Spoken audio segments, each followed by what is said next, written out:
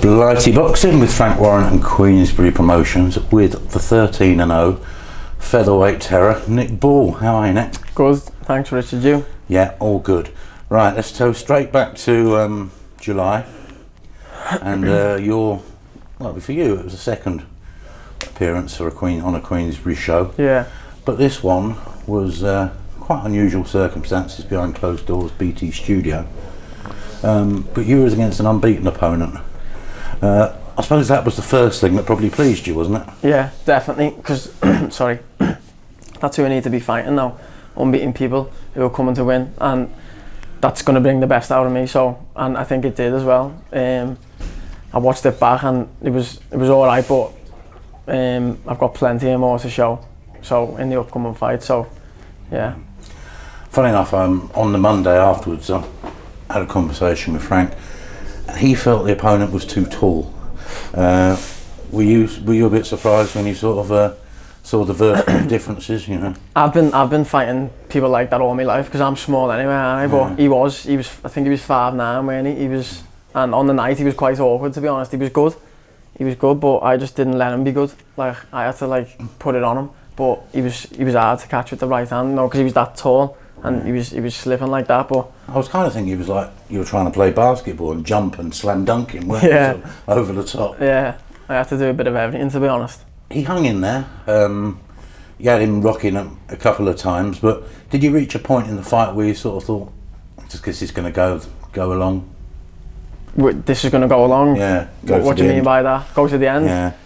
No, I don't really think like that, to be honest. Every round I just think about that round. I don't really think about the last round or this is going to the end. I just try and put me all into every round, because if you start thinking like that, you're gonna take your foot off the gas, and that's not my style. Like I've just got to put it on him every single round, and then he's got to keep up. Either way, it's either me or him in it. So I know I'm gonna keep up. So he's got to do it with me. Are you able to maintain that level of intensity? You know, I mean, that was a 8, wasn't it? 8, yeah. An 8. So I mean, that's a decent, you know, you haven't had too many 8s, have you? 8, 10, will you be able to, that level of intensity over the distance of 10 rounds, say? I'd be able to do that for 15 rounds, yeah. Really? It's just a number, the round that's saying like that every day in the gym. I have since I've been 7, so... What do you put that down to? Natural fitness, just mentality, what? Mentality, really, yeah. Everything's mentality, because you could do all this training and you could do everything in that and everything in life, but if you haven't got the mentality to actually do it, you're not going to do it. Like, you've got it there, but if you haven't got it there, it's not going to come out there, do you get me? Yeah. So I take it that was your first TV fight, wasn't it? Yeah, it was, yeah. How was that experience in general? Aside from the fact that it was weird and everything else, it was a new normal, whatever we call it these days, but how was the fact that there were TV cameras in the corners? It was different, but it was good. It was a good experience. I felt like that's where I belonged.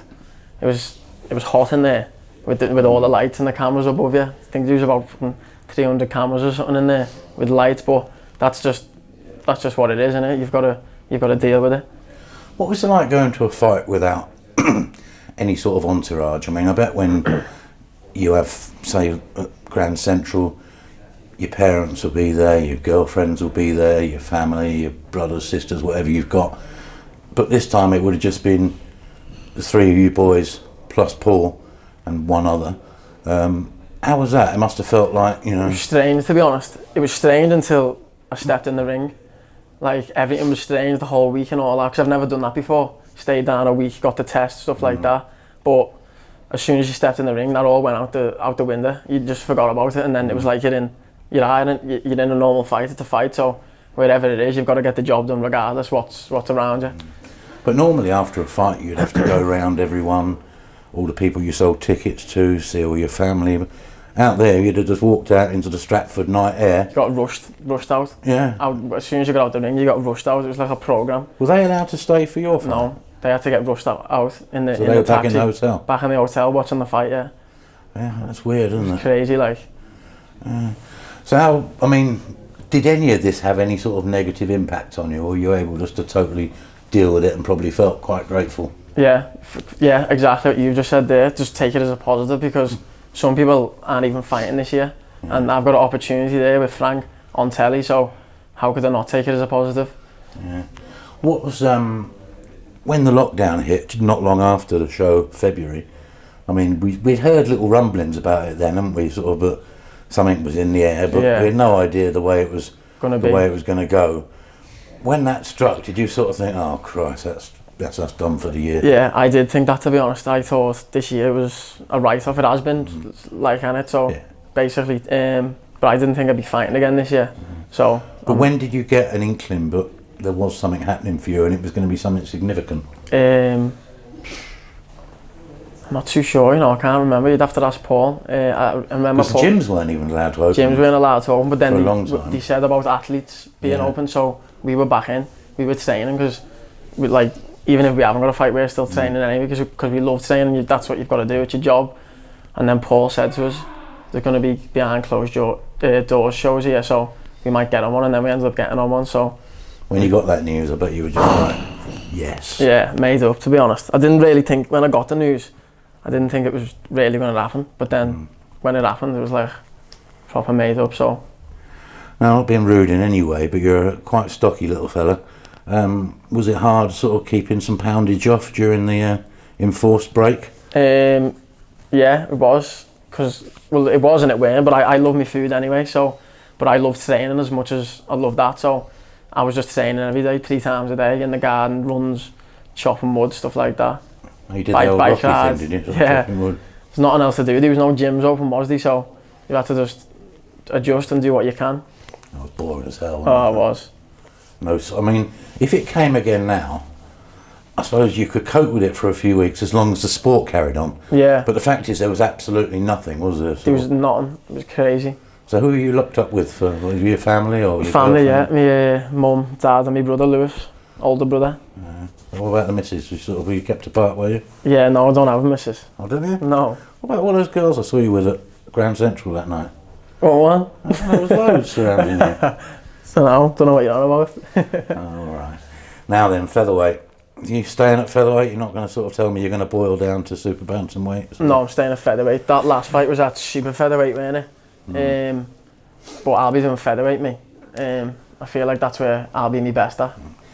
The British champion has been stripped, Ryan Walsh. Has he, yeah? Yeah. And the British title is going to be contested, according to the board circular, between Reece Mould and Jordan Gill. Yeah. You fancy those two? Would you take them two out? Take them out tomorrow. Yeah. I don't know Reece Mould, don't know him, and I don't know Jordan Gill, to be honest. But I watched Jordan Gill. He fought on one of the Matchroom shows. Yeah. I don't know. I think it was Pelosi, didn't he? Yeah, that was it. After a week after mine, and he was quite fiddly, wasn't he? Yeah, he's good. He is good, but I'll beat them all, mate. That's the sort of company you'd like to. Yeah, definitely.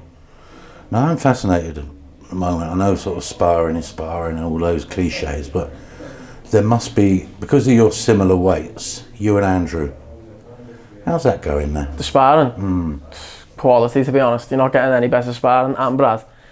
Brad's fucking fast. You can't hit him. So, and then you get into that. Brad's more, he's got skills and everything, but you two are a pair of lunatics. I mean, do you actually do it in sparring as well? Yeah, we stand in the middle of the ring. We don't go too mad though, because we're respectful, but we can get in the ring with each other and punch each other and not soft, and then get out the ring and be mates again, and that's how it is. But we're not going to take a flare up in there. A flare up as in what? When it gets a bit heated? Yeah. Not really a flare up, but it's got a bit nice. But that's how it should be. It's boxing, innit? That's what we're in. Does Paul have to sort of go whoa, whoa, whoa? Sometimes Paul says, just take it easy, lads. We don't get paid for sparring and that. Stuff like that. I think we should definitely film one of those. I actually said to Paul, could you do 6 rounds today? You up for it? No? She went, I'll do it. Oh, I bet he wouldn't. Right. I said to the other boys, and I must say it to you as well, spoke to Frank on the way up, and he sort of asked to relay how pleased and impressed he was with all 3 of you on the night.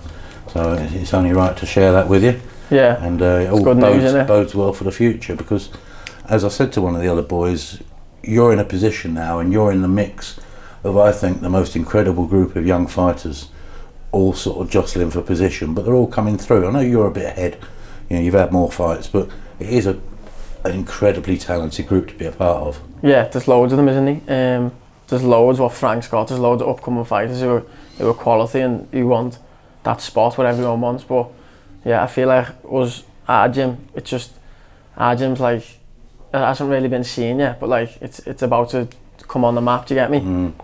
There's other gyms out there like where people have got the favourites and that, and like that's how it is. People have got the favourite like prospects, if you call them, but like it kind of goes in eras though, doesn't it? Because this gym really sort of indicates a historical gym over 100 years old, but there was a period a little while ago where you had Jazza was about to fight Rigondo, you had Kevin Satchel as an undefeated European champion, Ryan Farag was European champion, Steve Lewis was considered a big prospect at the time, but now we're into a new era, aren't we? Another generation, and now you're coming to prominence. So you know this is your time now, isn't it? Yeah, it is our time, and the time is now. So it's like a big, fresh, new era in it, as you said. I thought of something else to hit you with. Louis Lin, have you had a look at him? I've seen him, yeah. After that last fight, he followed me on Instagram. He's funny. Funny lad, isn't he? Oh, he's a lovely boy, but I mean, he's not unlike you in the ring, isn't he? I mean, he's quite a brutal operator, isn't he? For such a sort of gentle, kind soul, you just don't associate that with the type of fighter. To be honest with you, I haven't watched him. I heard his last fight, he hit the lad on the floor. Twice, yeah. Did he? Yeah. But I haven't had a full watch of him yet. But do because I mean, I'm sure we'll be meeting. He's a little bit behind soon. you in terms of numbers, but I'll tell you what, it'd be some fight between you. Would be a good fight.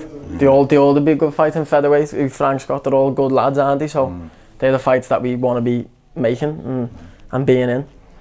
Nick, well done, mate. Speak soon. Yeah, nice one, Richard. Cheers, pal.